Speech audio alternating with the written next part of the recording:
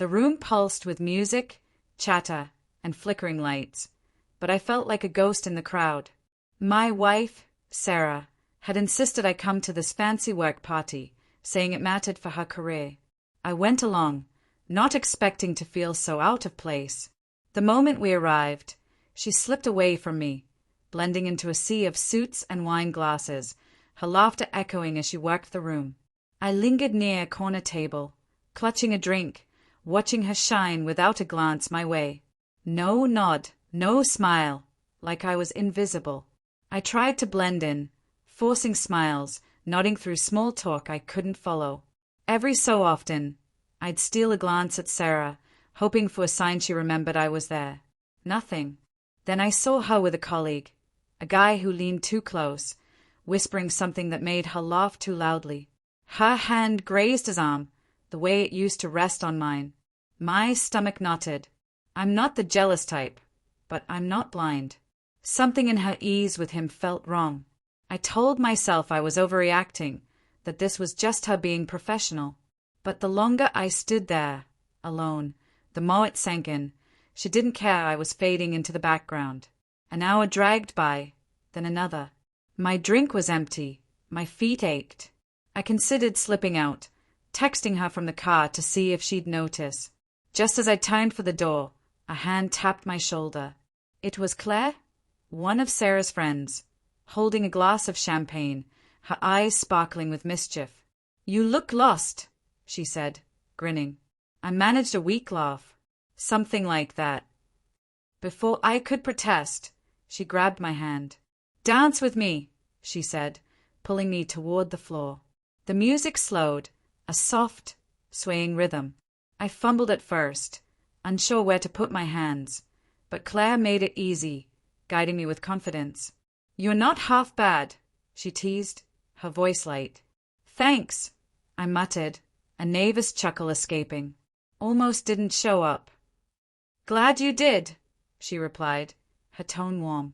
For the first time that night, I felt noticed. Eyes turned our way, some curious, some amused. I caught Sarah watching, her lips parted, brow creased. I didn't know what I was doing, but it felt good to be seen. Claire wasn't crossing lines, just offering the attention I'd craved all night.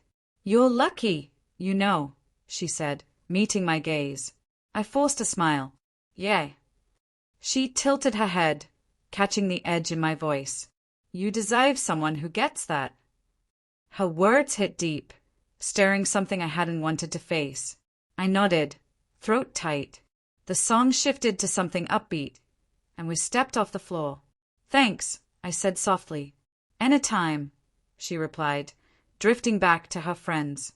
Sarah found me minutes later, her expression a mix of confusion and something sharp, maybe jealousy.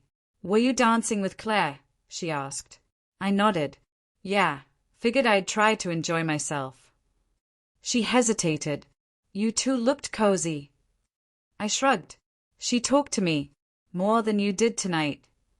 She looked away, chewing her lip. The music thumped around us, filling the silence. "I didn't mean to ignore you," she said finally. "But you did," I replied. "You brought me here to stand in the background." She opened her mouth, then closed it, caught off guard. "I'm heading out," I said. "I'm done for the night." She didn't stop me, just watched as I walked away. Outside, the cool air steadied me. I felt raw but clear. I'd been loyal, patient, present, but I couldn't keep giving to someone who left me empty. The next morning, Sarah called, her voice softer, apologetic. She said she hadn't realized how distant she'd been, that seeing me with Claire shook her. But I wondered, was it me she missed, or just the thought of losing her grip on me? I said we needed to talk, really talk, no deflections. The party didn't break us, it just exposed the cracks we'd ignored. That evening, we sat down. I asked her straight, "Am I still someone you see, or just part of the scenery?" Her eyes welled up. She admitted work had consumed her, that she'd lost sight of us. She swore she loved me, just forgot how to show it. I listened, let her speak, but I laid it out, I wasn't begging for her attention anymore. If she wanted us to work, she had to show up, not just at events, but in the quiet moments when it was just us. For the first time in ages, she held my gaze and said, "I see you." Maybe there was hope. Or maybe Claire's kindness reminded me what I was worth. And that's what made Sarah finally look.